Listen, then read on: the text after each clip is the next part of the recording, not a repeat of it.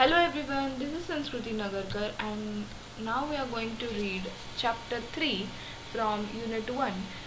Unit 1, that is the diversity of living organisms, and the name of the chapter 3 is Plant Kingdom. In the previous chapter we looked at the broad classification of living organisms, that is biological classification, under the system proposed by Whittaker in 1969, wherein he suggested the 5 kingdom classification, that is Monera, Protista, Fungi, Animalia and Plantae. In this chapter we will deal in detail with further classification within kingdom Plantae, popularly known as the plant kingdom. We must stress here that our understanding of the plant kingdom has changed over time. Fungi and the members of Monera and Protista having cell walls have now been excluded from Plantae, though earlier classifications placed them in the same kingdom. So the cyanobacteria, that are also referred to as blue-green algae, are not algae anymore. In this chapter we will describe Plantae under algae, Bryophytes, Pteridophytes, Gymnosperms and Angiosperms. Let us also look at classification within Angiosperms to understand some of the concerns that influenced the classification systems. The earliest systems of classification used only gross superficial morphological characters such as habit, color, number and shape of leaves, etc. They were based mainly on vegetative characters or on the androecium structure system given by Linnaeus. Such systems were artificial. They separated the closely related species since they were based on a few characteristics. Also, the artificial systems gave equal weightage to vegetative and sexual characteristics. This is not acceptable since we know that often the vegetative characters are more easily affected by environment. As against this, natural classification systems developed which were based on natural affinities among the organisms and consider not only the external features but also internal features like ultrastructure, anatomy, embryology and phytochemistry. Such a classification for flowering plants was given by George Bentham and Joseph Dalton Hooker. I repeat one more, like the sentences, previous sentences. As against this, natural classification systems developed which were based on natural affinities among the organisms and consider not only the external features but also internal features like ultrastructure, anatomy, embryology and phytochemistry. Such a classification for flowering plants was given by George Bentham and Joseph Dalton Hooker. At present, phylogenetic classification systems based on evolutionary relationships between the various organisms are acceptable. This assumes that organisms belonging to the same taxa have a common ancestor. We now use information from many other sources too to help resolve difficulties in classification. These become more important when there is no supporting fossil evidence. Numerical taxonomy, which is now easily carried out using computers, is based on all observable characteristics. Number and codes are assigned to all the characters and the data are then processed.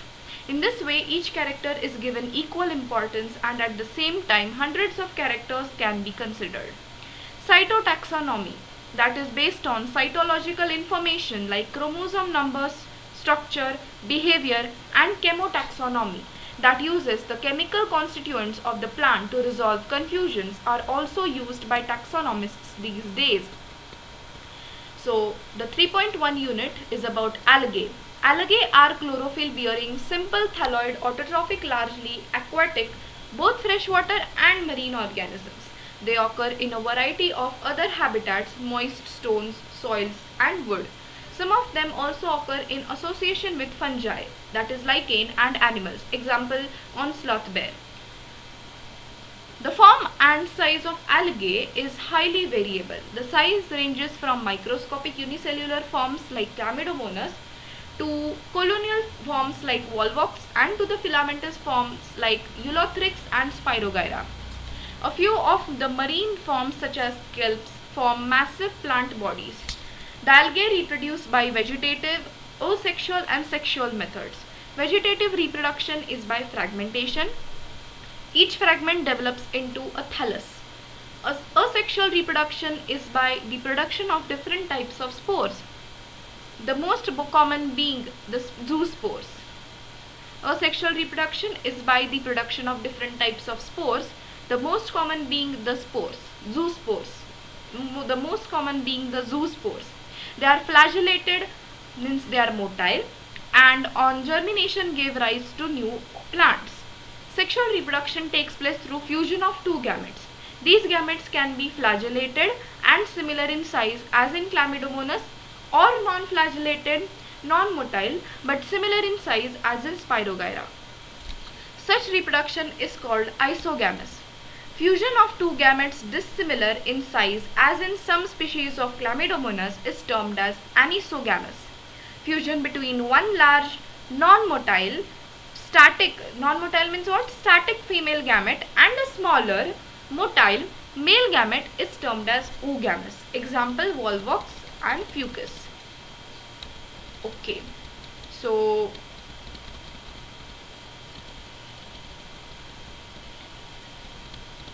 first we'll complete the theory and then we will go through the diagrams. Algae are useful to man in a variety of ways. At least half of the total carbon dioxide fixation on Earth is carried out by algae through photosynthesis. Being photosynthetic, they increase the level of dissolved oxygen in their immediate environment. They are of paramount importance as primary producers of energy-rich compounds which form the basis of food cycles of all aquatic animals. Many species of Porphyra, Laminaria and Sargassum are among the 70 species of marine algae used as food.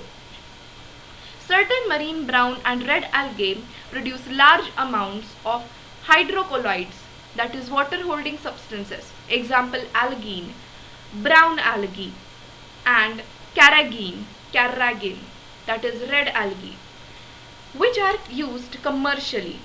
Agar, one of the commercial products obtained from Gelidium and Gracilaria, are used to grow microbes and in preparations of ice creams and jellies.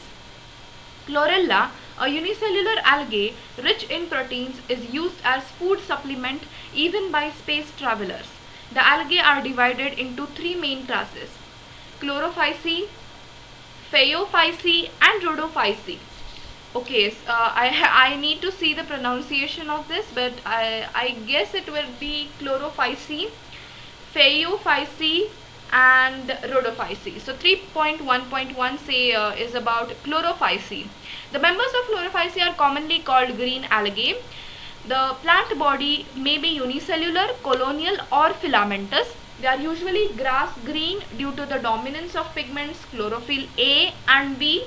The pigments are localized in definite chloroplasts. The chloroplasts may be discoid, plate-like, reticulate, cup-shaped, spiral or ribbon-shaped in different species.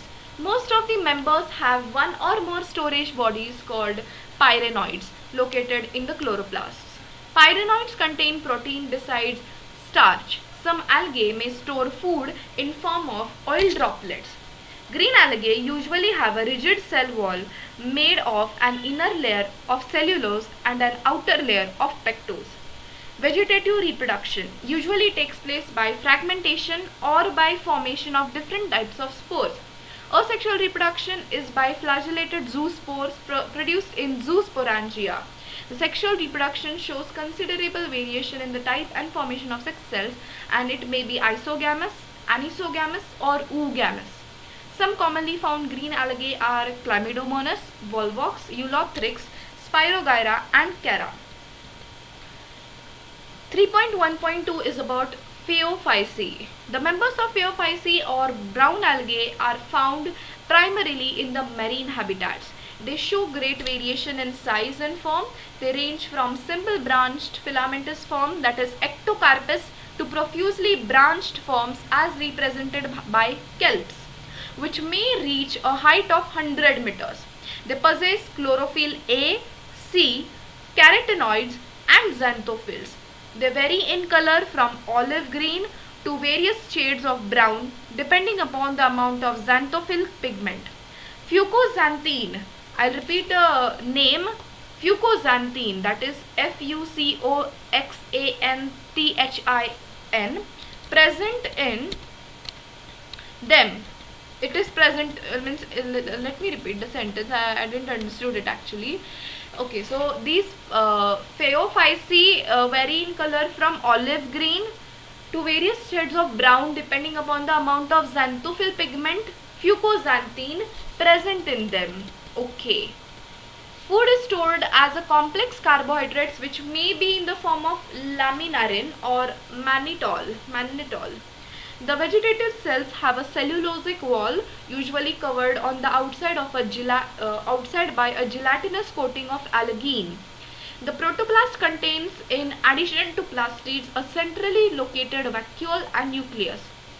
The plant body is usually attached to the substratum by a holdfast and has a stalk. The stipe and leaf-like photosynthetic organ, the frond. Okay, so let me repeat it. The plant body is usually attached to the substratum by a holdfast and has a stalk, the stipe and leaf-like photosynthetic organ, the frond. Vegetative reproduction takes place by fragmentation.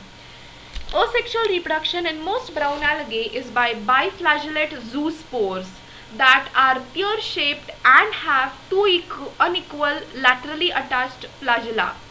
They have two unequal laterally attached flagella. Sexual reproduction by may be isogamous, anisogamous or oogamous. Union of gametes may take place in water or within the oogonium or oogamous species.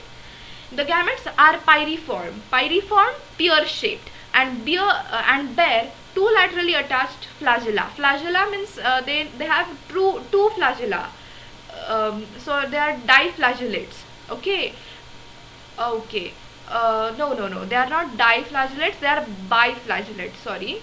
Okay, the common forms are Ectocarpus, dictyota, and Laminaria, Sargassum and Fucus. 3.1.3 is about Rhodophyci. The members of Rhodophyci are commonly called red algae because of the predominance of the red pigment, R-phycoerythrine, in their body. Which is the red pigment that is present in Rhodophyci? That is R-phycoerythrine in their body. R-phycoerythrine in their body. Majority of the red algae are marine with greater concentrations found in the warmer areas. They occur in both well-lighted regions close to the surface of water and also at great depths in oceans where relatively the little light penetrates. The red thalli of most of the red algae are multicellular. Some of them have complex body organization. The food is stored as Floridian starch, which is very similar to amylopectin and glycogen in structure. Amylopectin. See, the food is stored as Floridian starch, which is very similar to amylopectin and glycogen in structure. The red algae usually reproduce vegetatively by fragmentation.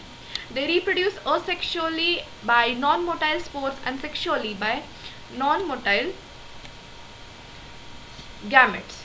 Sexual reproduction is oogamous and accompanied by complex post-fertilization developments. The common members are Polysiphonia, Porphyra, Gracilaria and Gelidium. Polysiphonia, Porphyra, Gracilaria and Gelidium. Now 3.2 unit is about Bryophytes. Bryophytes include the various mosses and liverworts that are found commonly growing in the moist shaded areas in the hills.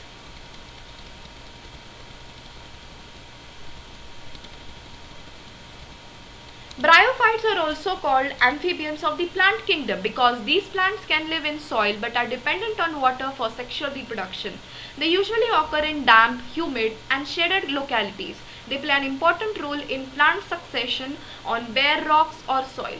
The plant body of Bryophytes is more differentiated than that of algae. It is thallus-like and prostrate or erect and attached to the substratum by unicellular or multicellular rhizoids.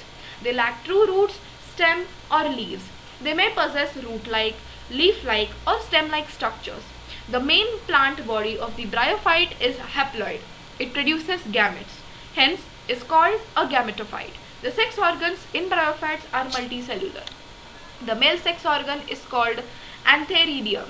They produce biflagellate antherozoids. The female sex organ called archegonium is flask-shaped and produces a single egg. The antherozoids are released in water when they come in contact with archegonium. An antherozoid fuses with the egg to produce the zygote. Zygotes do not undergo reduction division immediately. They produce a multicellular body called sporophyte. The sporophyte is not free living but attached to the photosynthetic gametophyte and derives nourishment from it. Some cells of the sporophyte undergo reduction division, that is meiosis, to produce haploid spores. These spores germinate to produce gametophyte. Bryophytes in general are of little economic importance, but some mosses provide food for herbaceous mammals, birds and other animals. Species of sphagnum, a moss, provide peat that have long been used as fuel and as packing material for transshipment of living material because of their capacity to hold water. Mosses along with lichens are first organisms to colonize rocks and hence are of great ecological importance. They decompose rocks, making the substrate suitable for the growth of higher plants. Since mosses form dense mats on the soil, they reduce the impact of falling rain and prevent soil erosion. The bryophytes are divided into liverworts and mosses. Liverworts. The liverworts grow usually in moist, shady habitats such as banks of streams, marshy ground, damp soil, bark of trees, and deep in the woods. The plant body of the liverwort is thalloid. Example, Marchantia. The thallus is dorsiventral and closely oppressed to the substrate. The leafy members have tiny leaf-like appendages in 2 rows on the stem-like structures. Asexual reproduction in liverworts takes place by fragmentation of thalli or by formation of specialized structures called gymae, singular gyma. Gymae are green, multicellular, asexual buds which develop in small receptacles called gyma, cups located on the thalli. The gymae become detached from the parent body and germinate to form new individuals. During sexual reproduction, male and female sex organs are produced either on the same or on different thalli. The sporophyte is differentiated into a foot, seta and capsule. After meiosis, spores are produced within the capsule. These spores germinate to form free-living gametophytes. Mosses. The predominant stage of the life cycle of the moss is the gametophyte, which consists of 2 stages. The first stage is the protonema stage, which develops directly from a spore. It is creeping, green, branched and frequently filamentous stage. The second stage is the leafy stage, which develops from the secondary protonema as a lateral bud. They consist of upright, slender axis bearing spirally arranged leaves. They are attached to the soil through multicellular and branched rhizoids. This stage bears the sex organs. Vegetative reproduction in mosses is by fragmentation and budding in the secondary protonema. In sexual reproduction, the sex organs Antheridia and Archegonia are produced at the apex of the leafy shoots. After fertilization, the zygote develops into a sporophyte consisting of a foot, seta and capsule. The sporophyte in mosses is more elaborate than that in liverworts. The capsule contains spores. Spores are formed after meiosis. The mosses have an elaborate mechanism of spore dispersal. Common examples of mosses are Funaria, Polytrichum and Sphagnum. 3.3 unit is about Pteridophytes. The Pteridophytes include horsetails and ferns. Pteridophytes are used for medicinal purposes and as soil binders. They are also frequently grown as ornamentals. Evolutionarily, they are the first terrestrial plants to possess vascular tissues, xylem and phloem. You shall study more about these tissues in chapter 6. The pteridophytes are found in cool, damp, shady places, though some may flourish well in sandy soil conditions. You may recall that in bryophytes, the dominant phase in the life cycle is the gametophytic plant body. However, in pteridophytes, the main plant body is a sporophyte, which is differentiated into true root, stem and leaves. These organs possess well differentiated vascular tissues. The leaves in Pteridophyta are small, that is microphyles, as in Selaginella, or large macrophyles, as in ferns. The sporophytes bear sporangia that are subtended by leaf-like appendages called sporophyles. In some cases, sporophyles may form distinct compact structures called strobili or cones. Selangilla, example of this types is Selanginella and equisetum. The sporangia produce spores by meiosis in spore mother cells. The spores germinate to give rise to inconspicuous small but multicellular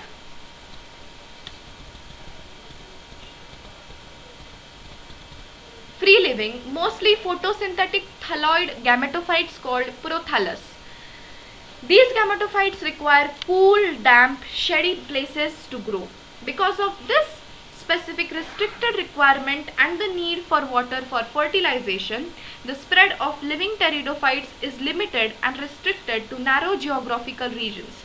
The gametophytes bear male and female sex organs called antheridia and archegonia respectively. Water is required to transfer of antherozoids. The male gametes released from the antheridia to mouth of archegonium. Fusion of male gamete with egg present in the archegonium result in the formation of zygote. Zygote thereafter produces a multicellular well-differentiated sporophyte, which is dominant phase of the pteridophytes. In majority of the pteridophytes, all the spores are of similar kinds. Such plants are called homosporous. Genera like Selanginella and Salvinia, which produce two kinds of spores, macro, that is large, and micro, that is small spores, are known as heterosporous. The megaspores and microspores germinate and give rise to female and male gametophytes respectively. The female gametophytes in these plants are retained on the parent sporophytes for variable periods. The development of these zygotes into young embryos take place within the female gametophytes.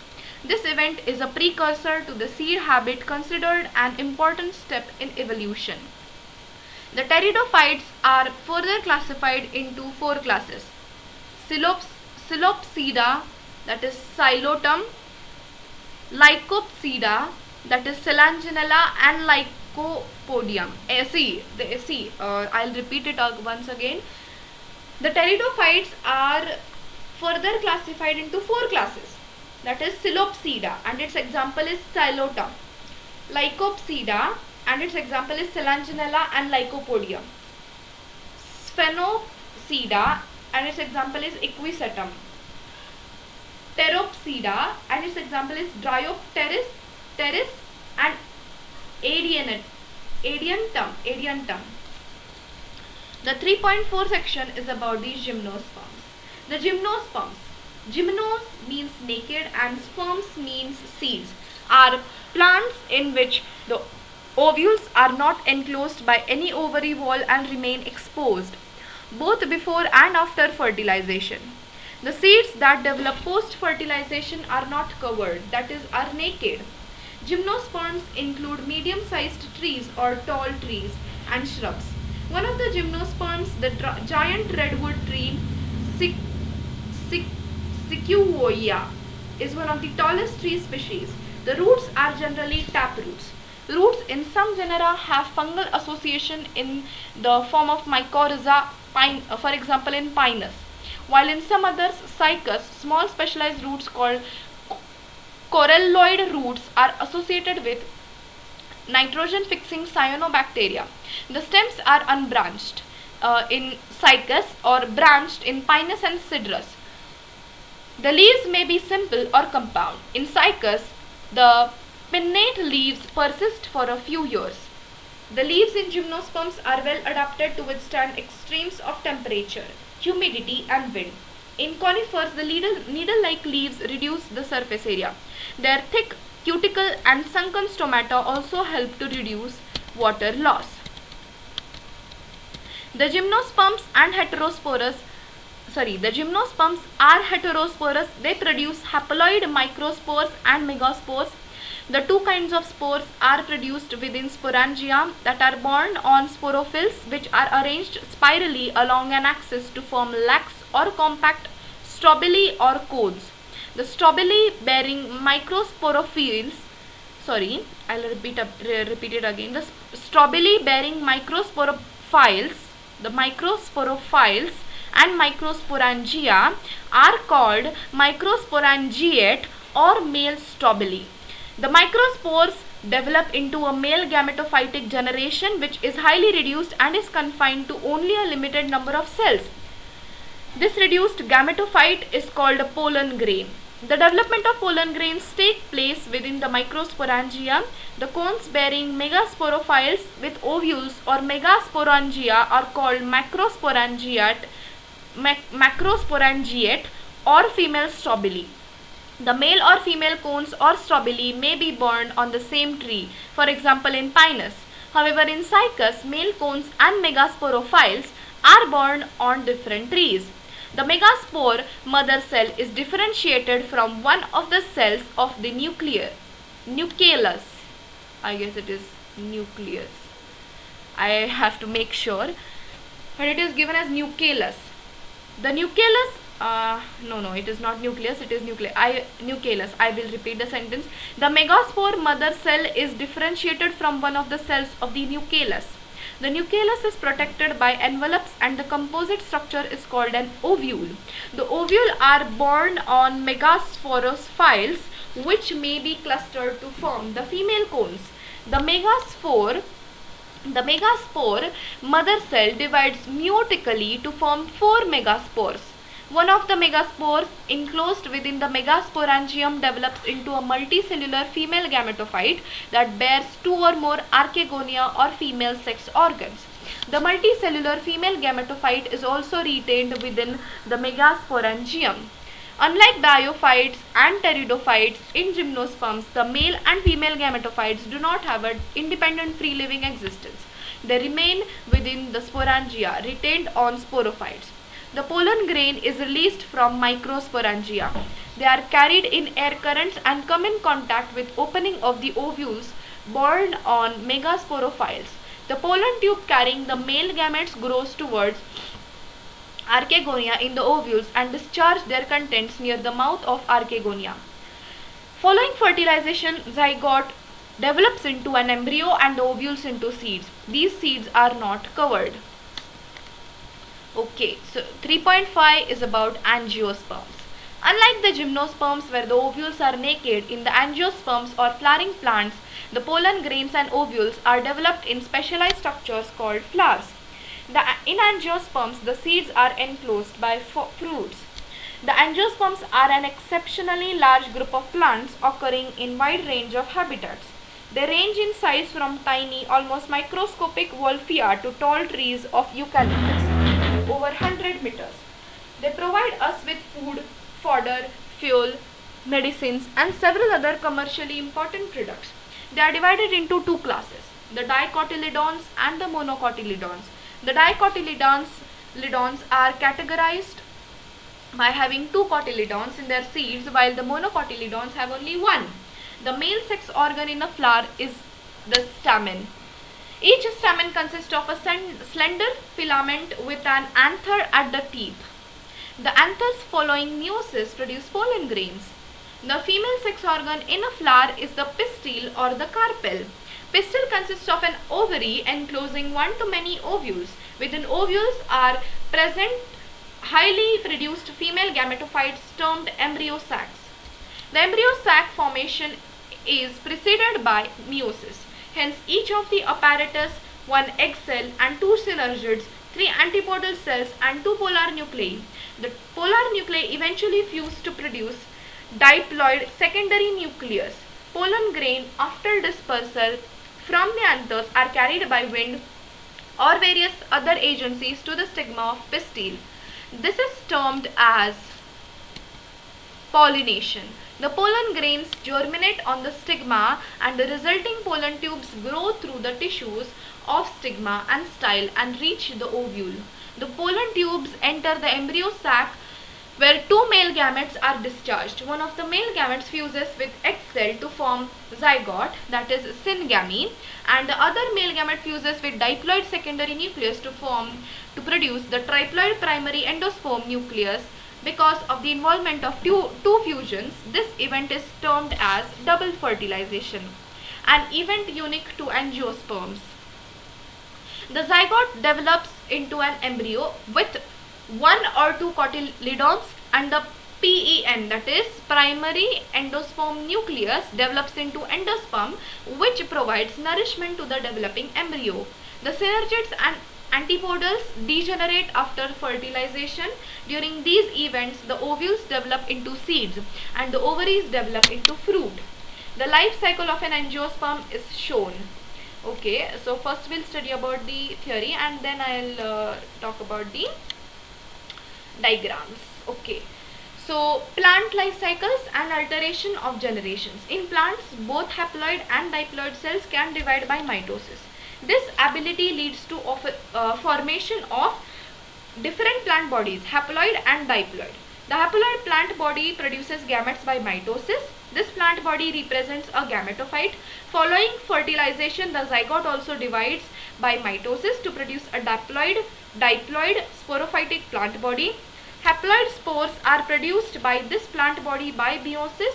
These in turn divide by mitosis to form a haploid plant body once again. Thus, during the life cycle of any sexually reproducing plant, there is an alteration of generations between gamete producing haploid gametophyte and spore producing diploid sporophyte. However, different plant groups as well as individuals representing them differ in following patterns. Sporophytic generation is represented only by one-celled zygote. There are no free-living sporophytes. Meiosis in the zygote results in the formation of haploid spores.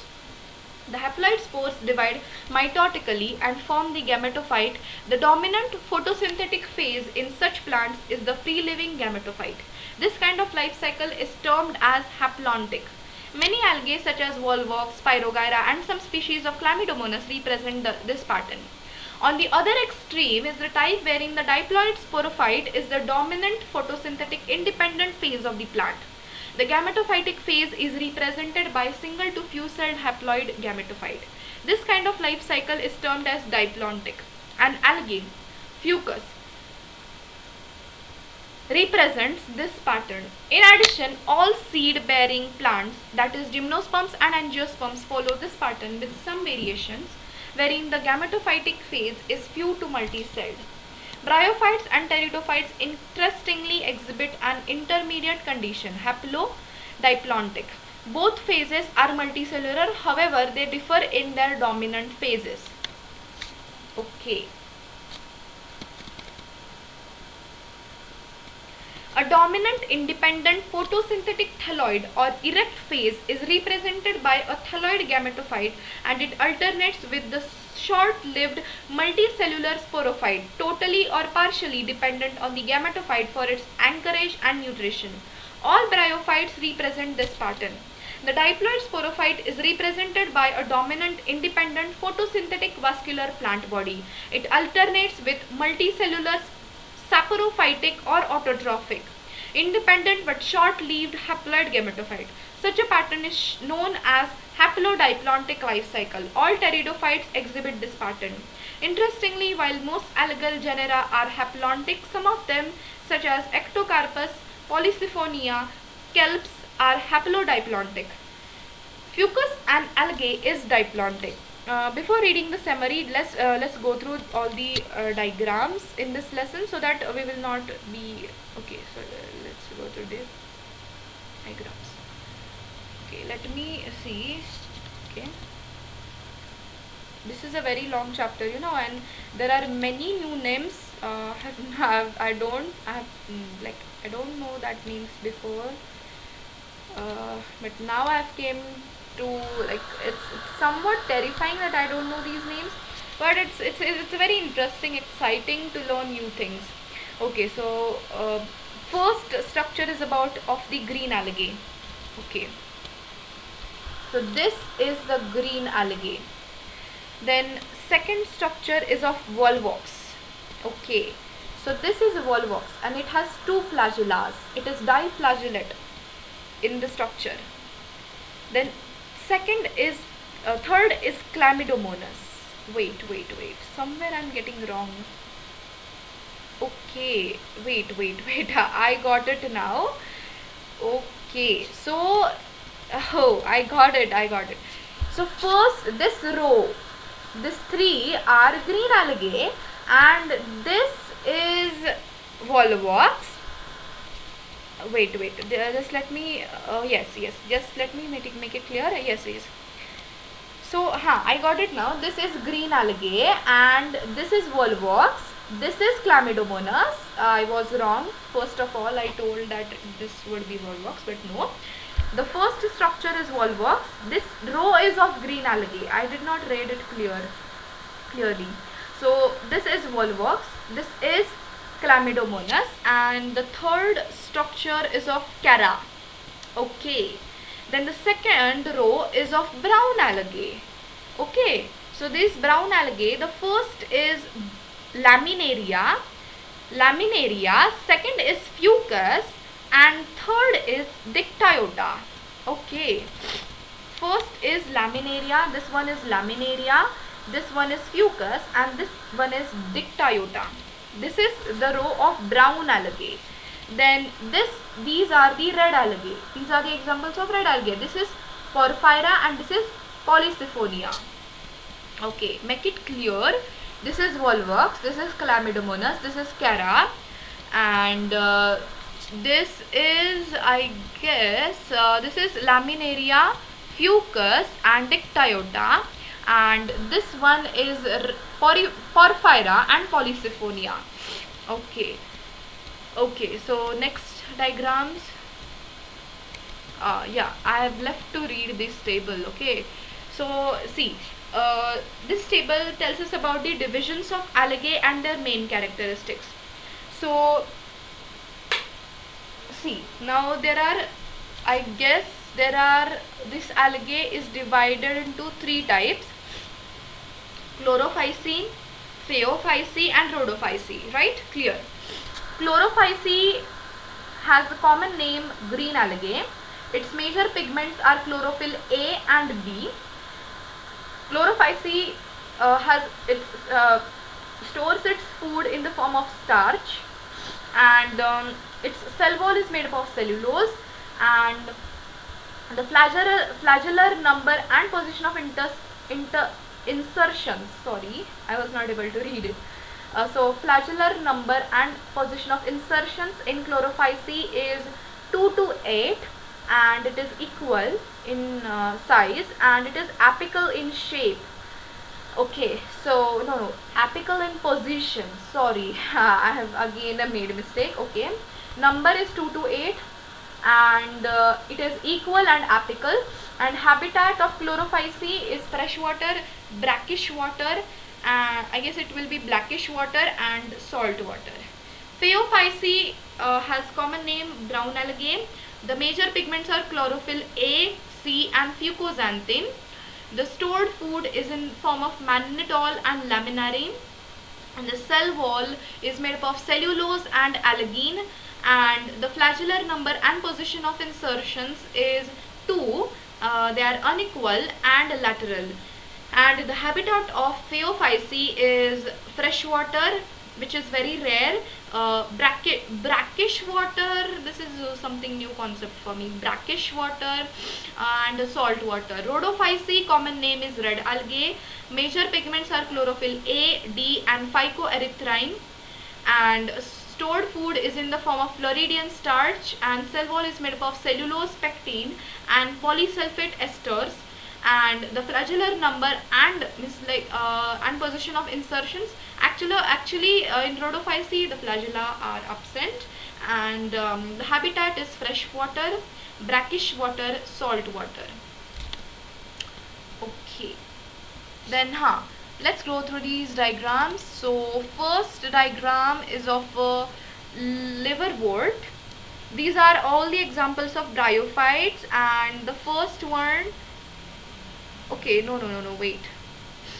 So first two are the examples of liverworts. So the A1 is Merchantia and B is female thallus. Okay, wait, just let me make it clear. Okay, I was not clear about it. See, these all four diagrams that you are able to see. Let us see it in a minimized space. Okay, see, you are able to see these four structures. They are all the examples of bryophytes. Okay, this first row is about the liverworts, and the liverworts, in that they have given the example of Merchantia, and this is female thallus and this is male thallus. A is female thallus and B is male thallus. And the second row is of mosses, and so it is the funaria, gametophyte and sporophyte. Everything is given. This is the structure of funaria, and this is sphagnum, and it has a gametophyte in it. Okay, so let us go through the next diagrams. Okay, so these all four pictures are of pteridophytes. Okay, first let me make it clear that these all the four pictures, this one A, B, C, D, is of pteridophytes, examples of pteridophytes. First is Silanginella, this one. A is Silanginella. Then B is Equisetum. See this longer one. This is Equisetum. Then C is Fern and D is Salvinia. C is Fern and D is Salvinia. So okay, so diagrams, next diagrams. So A is about this, all diagrams are of Gymnosperms. A is Cycas, B is Pinus and C is Ginkgo. Okay, let me show the, okay, this is Cycas, okay, this is Pinus, okay, and this is Ginkgo. Okay, next is, these are Angiosperms. This is a dicotyledon and this one is a monocotyledon. Okay, and this is a life cycle of Angiosperm. So I guess first okay, so the thing is that it begins from the anther. Okay, anther has microsporangia, the microspores, and these microspores contain these microspores are the pollen grains, and it is a male gametophyte. Then gametes are formed, and this then okay, so these gametes then fuse with the female gametes, that is egg, to form a zygote. Then it forms the embryo. Then it again forms the sporophyte, and then the cycle continues. So first is gametophytic, that is N generation, gametophytic generation, and the second step is sporophytic generation. Okay, yes. Then plant life cycles and alteration of generations. Okay, so life cycle patterns. The first diagram is of the haplontic. Okay, first diagram is of the haplontic. Okay, second is diplontic and third is haplodiplontic. So haplontic, it is like, see, gametophyte, then gametogenesis, syngamy, then zygote formation, then again meiosis, then spores formation, and again gametophyte. Diplontic contains, actually I am not clear with these diagrams, but I will just continue. First is haplontic, second is diplontic, and third is haplodiplontic. Okay, Then okay, so now let us read about the summary. We have completed the chapter, and we have completed with the diagrams also. We will read the summary and then question answers. Plant kingdom includes algae, bryophytes, pteridophytes, gymnosperms and angiosperms. Algae are chlorophyll bearing simple thalloid autotrophic and largely aquatic organisms depending on the type of pigment possessed and the type of stored food. Algae are classified into three classes, namely Chlorophyceae, Phaeophyceae and Rhodophyceae. Algae usually reproduce vegetatively by fragmentation, asexually by formation of different types of spores, and sexually by formation of gametes which may show isogamy, anisogamy or oogamy. Bryophytes are plants which can live in soil but are dependent on water by sexual reproduction. Their plant body is more differentiated than that of algae. It is thallus-like and prostrate or erect and attached to the substratum by rhizoids. They possess a root-like, leaf-like and stem-like structures. The bryophytes are divided into liverworts and mosses. The plant body of liverworts is thalloid and dorsiventral, whereas mosses have upright, slender, axis-bearing, spirally arranged leaves. The main plant body of bryophyte is gamete-producing and is called a gametophyte. It bears the male sex organs called antheridia and female sex organs called archegonia. The male and female gametes fuse to form zygote, which produces a multicellular body called sporophyte. Okay, it produces haploid spores. The spores germinate to form gametophytes. In pteridophytes, the main plant is a sporophyte, which is differentiated into true root, stem and leaves. These organs possess well differentiated vascular tissues. The sporophytes bear sporangia which produce spores. The spores germinate to form gametophytes which require cool, damp places to grow. The gametophytes bear male and female sex organs called antheridia and archegonia respectively. Water is required for transfer of male gametes to archegonium, where zygote is formed after fertilization. The zygote produces a sporophyte. The gymnosperms are the plants in which ovules are not enclosed by any ovary wall. After fertilization, the seeds remain exposed and therefore these plants are called naked seeded plants. Okay, the gymnosperms produce microspores and megaspores, which are produced in microsporangia and megasporangia borne on the sporophyles. The sporophyles, microsporophyles and megasporophyles are arranged spirally on axis to form male and female cones respectively. The pollen grain germinates and pollen tube releases the male gamete into the ovule, where it fuses with the egg cell in archegonia. Following fertilization, the zygote develops into embryo and the ovules into seeds. In angiosperms, the male sex organs, that is stamen, and female sex organs, that is pistil, are born in a flower. Each stamen consists of a filament and an anther. The anther produces of pollen grains, that is male gametophyte. After meiosis, the pistil consists of an ovary enclosing one to many ovules. Within the ovule is the female gametophyte or embryo sac, which contains the egg cell.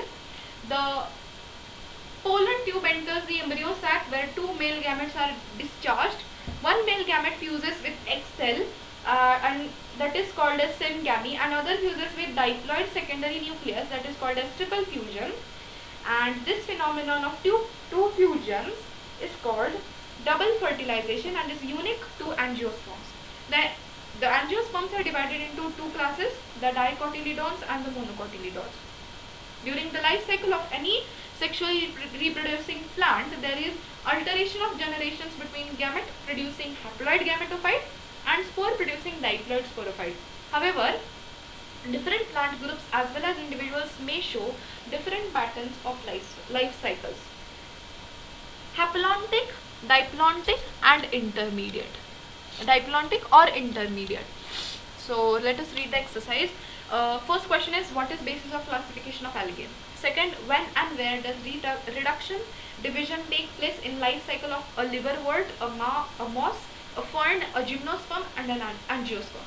Third, name three groups of plants that bear archegonia. Briefly describe the life cycle of any one of them.